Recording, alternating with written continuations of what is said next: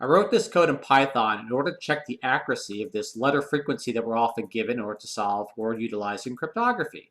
So I took some random statements and we'll give it a run through, and I'll post the code online as well too so you can copy and paste if need be. All right, so here's our result.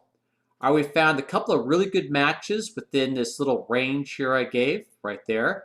And it gives you the count what the letter possibly can be if those matches are within range.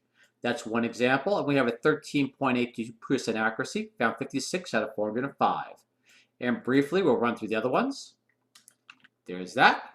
And you see an accuracy of 13.17. And the last one, we'll do right here. There's that. And not as good a frequency as you notice. It's only a frequency rate of 3.95, or accuracy rate, I should say.